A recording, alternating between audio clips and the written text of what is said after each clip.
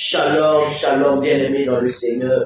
Que la grâce et la paix de Dieu soient multipliées dans nos vies et que le Dieu de notre Père nous favorise, nous garde et nous préserve en cette période de fin d'année où la mort bat son plein dans les familles, où il y a plein de familles qui sont dans le deuil. Je prie afin que la main du Seigneur garde ta vie, garde ta famille, te préserve au nom de Jésus-Christ.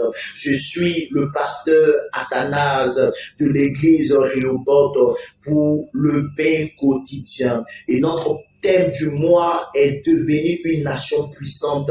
Le thème de la semaine, conseil de puissante nation, conseil de puissante nation. Et le thème sur lequel je parle aujourd'hui est obéir à Dieu. Obéir à Dieu tiré du livre de Deutéronome, le chapitre 28, à partir du verset 1er. Deutéronome, le chapitre 28, le verset 1er. La Bible dit ceci: si tu obéis à la voix de l'Éternel ton Dieu en observant et en mettant en pratique tous ces commandements que je te prescris aujourd'hui, l'Éternel ton Dieu te donnera la supériorité sur toutes les nations de la terre au nom de Jésus-Christ. Amen.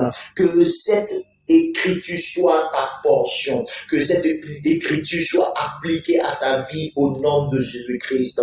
Que le Dieu de ce texte biblique te bénisse abondamment et t'accorde la supériorité au nom puissant de Jésus-Christ de Nazareth. Obéir à Dieu est le thème sur lequel je parle aujourd'hui. Obéir à la voix de Dieu est la chose la plus importante de la vie d'un enfant de Dieu.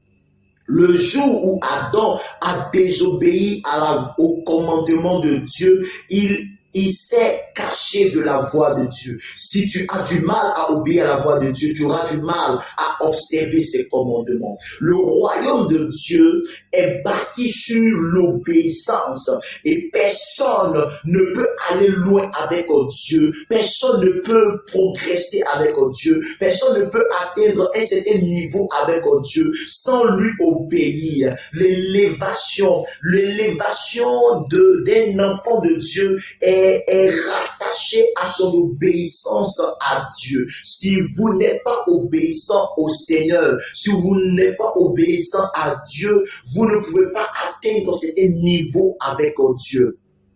David et Abraham dans la Bible, que nous appelons le père de la foi, a obéi à Dieu, a obéi à la voix de l'Éternel son Dieu. Abraham était chez lui lorsqu'il a entendu une voix lui dire: sors de la maison de ton père, sors de ta nation, sors de ton pays et va dans le pays que moi, Dieu, je te montrerai. Alors, Abraham va dans le pays sans connaître Dieu, sans avoir vraiment vu Dieu. Il obéit et à cause de son obéissance à cette voix, Dieu va lui donner la terre de Canaan à lui et à sa postérité après lui. De même pour Isaac va obéir à la voix de Dieu. Et qu'est-ce qui va se passer? C'est qu'en Genèse, le chapitre 26, la Bible déclare qu'il y eut une famine du temps d'Isaac, et Isaac avait l'intention de descendre en Égypte. Alors Dieu va lui dire que ne descend pas en Égypte, mais reste dans le pays. Et quand Isaac est resté dans le pays, la Bible déclare que Isaac a sémé en période de famine. Non seulement ils sont sur une terre désertique, mais aussi il y a la famine sur cette terre. Et la Bible déclare qu'il va s'aimer et Isaac va moissonner le centuple de ce qu'il a sémé. Et la Bible déclare que cet homme devenait de plus en plus riche jusqu'à ce qu'il devienne fort riche. Voyez un peu ce que l'obéissance est capable de produire dans la vie d'un homme. En fait, quand tu es dans l'obéissance à Dieu, quand tu obéis à Dieu, tu peux être sur une terre où il y a la famine, une terre où il n'y a pas à manger, une terre où on a du mal à avoir du travail, une terre où on a du mal à se marier, une terre où on a du mal à avoir de la promotion, une terre où on a du mal à progresser. Mais si seulement si vous êtes dans l'obéissance à Dieu, oui, écoutez-moi, Dieu va changer votre désert en jardin. Dieu va changer votre désert en jardin. Si tu obéis à la voix de l'Éternel ton Dieu, si tu obéis à ton Dieu, alors tu pourras s'aimer même quand il y a la famine et tu vas moissonner parce que tu es dans le plan de Dieu. Tu es dans le plan de Dieu. Tu obéis à ton Dieu. Alors ton Dieu ne peut que relâcher sur toi la bénédiction. Isaac n'est pas descendu en Égypte. Il est resté dans le pays et il a prospéré parce qu'il avait obéi à la voix de son Père, à la voix de son Dieu. De même pour David a également obéi à la voix de son père et à cause de cela, il a accédé à la royauté. Mais avant d'accéder à la royauté, il a été sur le champ de bataille contre un homme qui, dès sa jeunesse, était entraîné pour la guerre. Un homme qui était un héros de la guerre, un héros de la guerre. David a pu le vaincre, mais avec quoi? Ce n'est pas avec la pierre que David est devenu vainqueur, que David a pu tuer Goliath, mais c'est à cause de l'obéissance. Parce que vous savez que Goliath est animé d'un démon guerrier. Et vous savez, en matière de délivrance, il y a des types de démons qu'on appelle les démons guerriers que tu ne peux pas chasser si toi-même tu n'es pas soumis à une autorité. Si tu as dans ton cœur de l'orgueil et que dans ton cœur tu as un problème de soumission, tu ne peux pas chasser un esprit guerrier. Tu ne peux pas chasser un démon guerrier. Il n'y a que des gens qui sont soumis à une autorité, des gens qui ont quelque chose sur eux, des gens qui sont obéissants, qui sont capables de chasser un démon de guerre, un esprit guerrier. Donc ce n'est pas la pierre qui a vaincu Goliath, c'est l'obéissance de David. Parce que David a obéi à son père. Il a eu la capacité de vaincre Goliath. Et non seulement il a vaincu Goliath à cause de son obéissance, mais son obéissance lui a donné d'accéder à la royauté. Bien aimé, si tu es obéissant, si tu obéis à la voix de l'Éternel ton Dieu, l'Éternel ton Dieu te donnera de vaincre le Goliath de ta famille. L'esprit principal, le prince, la principauté qui règne sur la maison de ton père. Tu pourras vaincre cet esprit et accéder à la royauté. Alléluia. Si nous voulons parler des gens qui sont devenus par leur obéissance, il y a tellement d'exemples dans la parole de Dieu. On prendra même des heures ou même des jours en train de donner des exemples sur des gens qui sont devenus quelque chose, qui ont accédé à la royauté, qui sont montés au trône, qui sont montés dans leur hauteur, dans la bénédiction à cause de leur obéissance. Jésus est l'exemple parfait. Alléluia. Jésus est l'exemple parfait de l'obéissance à Dieu. Lui qui était égal à Dieu va abandonner, va se dépouiller de ses attributs de Dieu afin de devenir un simple homme et de mourir pour nous à la croix. Et la Bible déclare que à cause de cela, la Bible dit en Éphésiens le chapitre 2, le verset 8, la Bible dit que il s'est humilié lui-même se rendant obéissant jusqu'à la mort, même jusqu'à la mort de la croix. C'est pourquoi Dieu l'a aussi souverainement élevé et lui a donné le nom qui est au-dessus de tout nom. À cause de son obéissance au Père, la Bible déclare que Dieu l'a aussi souverainement élevé. Lorsque nous sommes obéissants à Dieu, l'une des choses que Dieu produit dans nos vies, c'est l'élévation. Dieu élève celui qui est obéissant. puissant. Dieu élève celui qui lui est soumis. Celui qui se soumet sous sa puissante main, Dieu l'élève aussi. Dieu lui donne aussi une position. Mais Dieu ne l'a pas seulement souverainement élevé,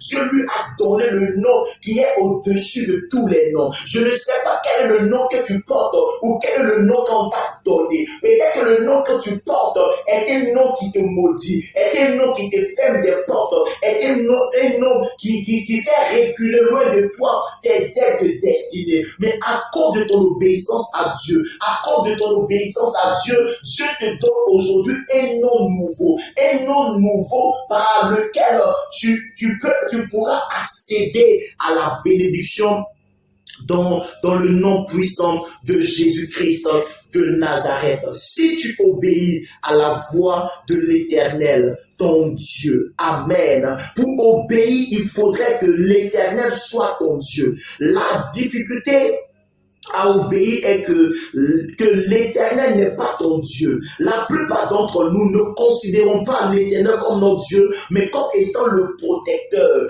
comme étant le pourvoyeur. La raison pour laquelle nous n'arrivons pas à obéir à Dieu, c'est que nous utilisons Dieu comme celui qui nous protège, comme celui qui pourvoit, comme celui qui nous délivre de certaines situations. Mais tu dois t'approprier Dieu. Dieu doit devenir ton Dieu. La Bible dit que si tu obéis à la voix de l'Éternel, Dieu doit devenir ton Dieu. Dieu ne doit pas être seulement que ton protecteur. Dieu ne doit pas être seulement celui qui veille chez toi la nuit, mais Dieu doit devenir ton Dieu. En ce moment, tu pourras obéir à sa voix. En ce moment, tu pourras te soumettre à lui. Et c'est en ce moment que lui aussi pourra te lever et te bénir.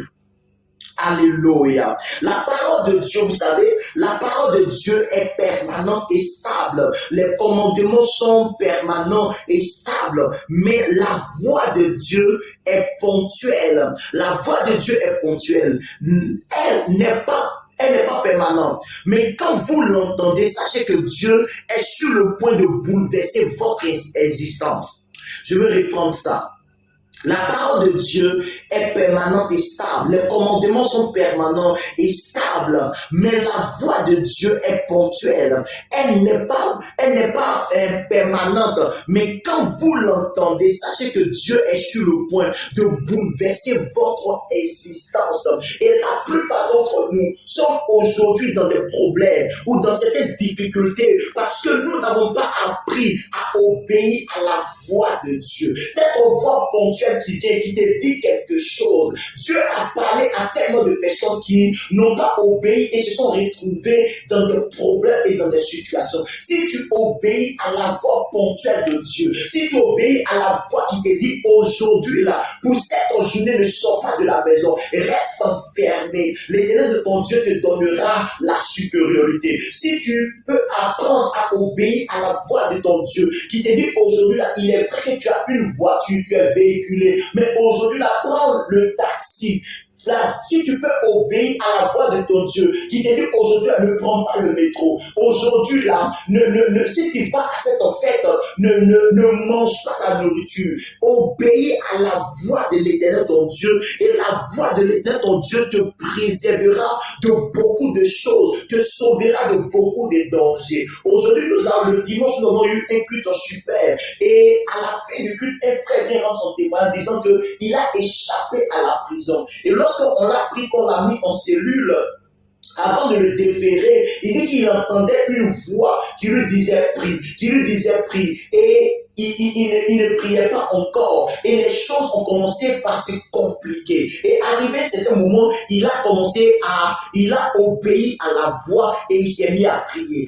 À peine il a fini de prier, qu'on l'a libéré de cette cellule où il se trouvait. Bien, mais si ce frère n'avait pas obéi à cette voix ponctuelle de Dieu, ça serait déjà trop tard. La voix de Dieu qui te parvient, bien aimé, fais tout pour obéir à la voix de l'Éternel, ton Dieu. C'est très, très, très important. La première des choses que l'obéissance à la voix de Dieu nous donne. L'obéissance à la voix de Dieu nous protège et empêche les fissures dans nos murs. L'obéissance à la voix de Dieu nous préserve, nous protège et empêche les fissures dans nos murs. La deuxième des choses que produit l'obéissance à la voix de Dieu dans nos vies, c'est que l'obéissance à la voix de Dieu nous instruit, et l'obéissance à Dieu, à la voix de Dieu, nous instruit et nous donne la bonne direction. La Bible dit que Joseph était perdu dans les champs et il cherchait ses frères. Il ne savait pas par quel chemin retrouver ses frères. Alors, un homme va le rencontrer dans les champs et va lui dire que j'ai entendu tes frères dire, allons à Dothan. Et c'est comme ça que Joseph a retrouvé ses frères, parce qu'il avait obéi à la voix de Dieu. Si tu obéis à la voix de Dieu, tu vas retrouver la plupart des choses que tu as perdues dans ta vie. Tu vas retrouver la plupart des choses que tu as perdues dans ta destinée. Et pour finir, c'est que la désobéissance à la voix de Dieu, la désobéissance à Dieu nous fait perdre Éden, Si tu désobéis à Dieu, tu vas perdre ton Éden. Si tu désobéis à la voix de l'Éternel, ton Dieu, tu vas perdre ta joie, tu vas perdre ta bénédiction. Alors je prie pour toi ce matin, que la grâce de Dieu nous donne tous de rester ferme, de demeurer dans l'obéissance à Dieu et à sa voix, afin de ne pas permettre au diable de troubler notre Éden, mais que le Seigneur, l'obéissance à la voix de Dieu, nous donne de toujours demeurer à Éden, au nom de Jésus. Shalom chez vous. Amen.